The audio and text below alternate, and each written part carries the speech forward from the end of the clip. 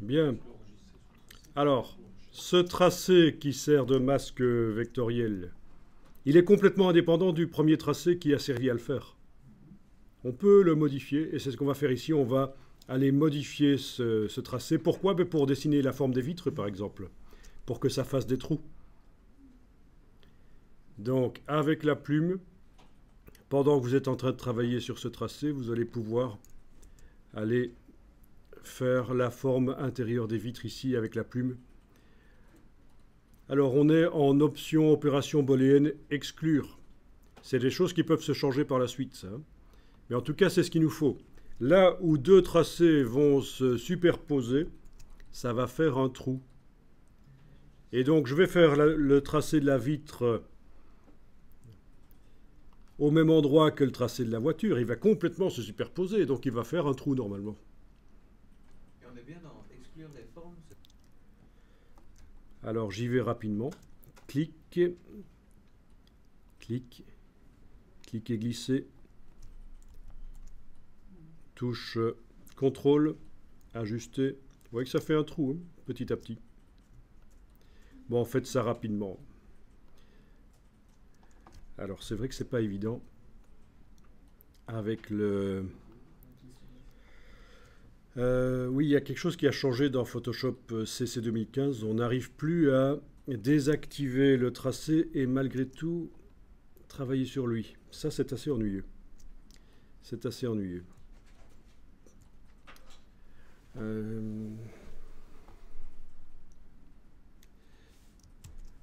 En effet, vous avez la même chose, je suppose aussi. Vous n'arrivez plus à le désactiver avec la touche majuscule, le masque vectoriel, et continuer à travailler sur lui. Avant, on pouvait le faire, et maintenant, on ne peut plus le faire. C'est plutôt ennuyeux, ça. Donc, je vais être obligé, moi, de jeter ce masque vectoriel et de modifier le tracé originel.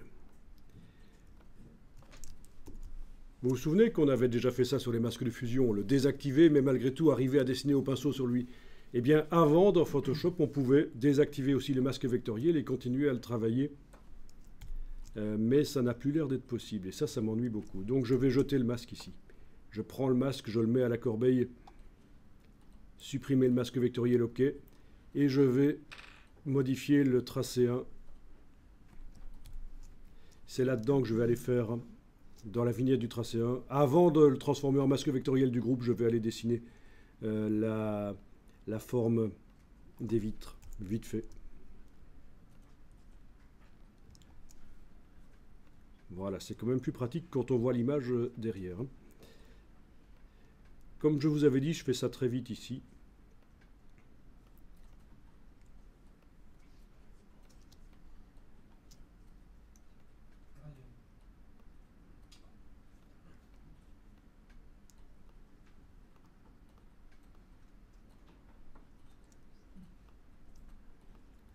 Donc petite tangente, puis touche CTRL et on bouge.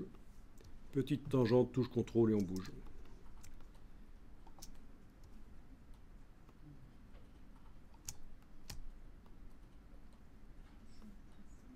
Vous êtes autorisé, vu que vous ne maîtrisez pas encore bien les tracés, vous êtes autorisé à faire ça en faisant uniquement des droites. Hein. Ça passera, c'est pas un problème. Mais c'est vrai, quoi, parce que sinon, si les courbes, ça vous ennuie... Ok, je reviens sur le premier point que j'avais créé. Et voilà.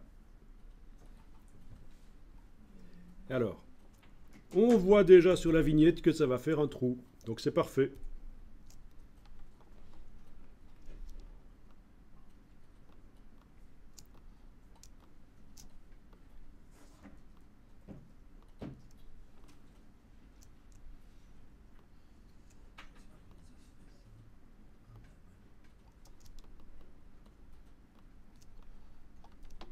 Si vous avez du courage, vous faites aussi les vitres sur le côté.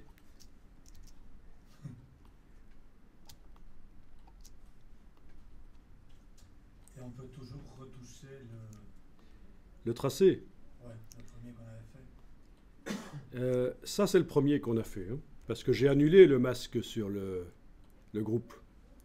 Je l'ai jeté à la corbeille. Parce que je n'arrivais pas à le désactiver pour qu'il fasse tout réapparaître et pouvoir le modifier.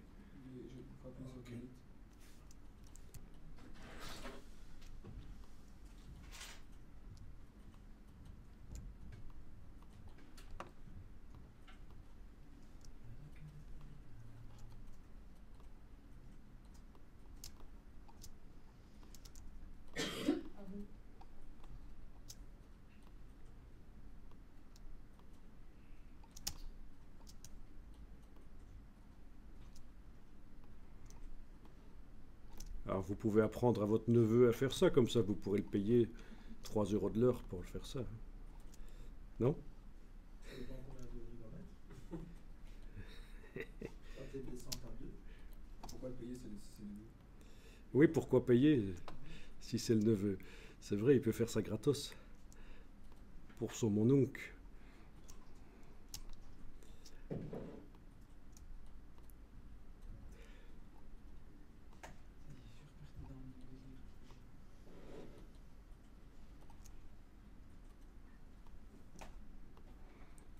Bon, ça peut quand même aider de maîtriser ça parce que une fois que vous maîtrisez les tracés, vous savez faire de l'Illustrator.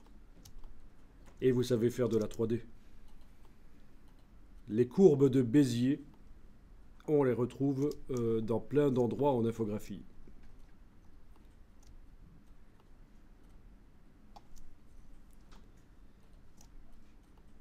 Pourquoi est-ce qu'on appelle ça les courbes de Bézier?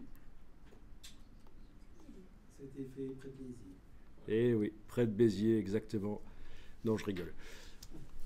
C'est un monsieur qui s'appelait Pierre Bézier qui a fait ça. Quelqu'un qui travaillait dans l'industrie automobile et qui a trouvé un système pour décrire des courbes complexes avec seulement la position de 4 points.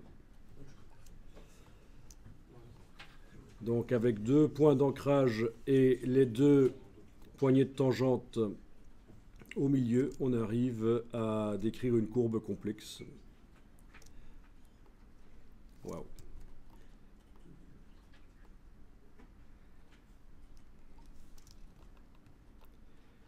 Bon.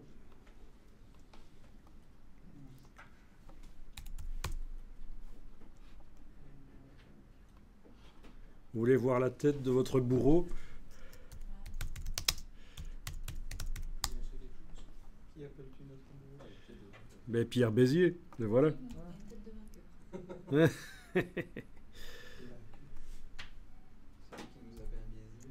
Voilà. Ah, c'est pas mal.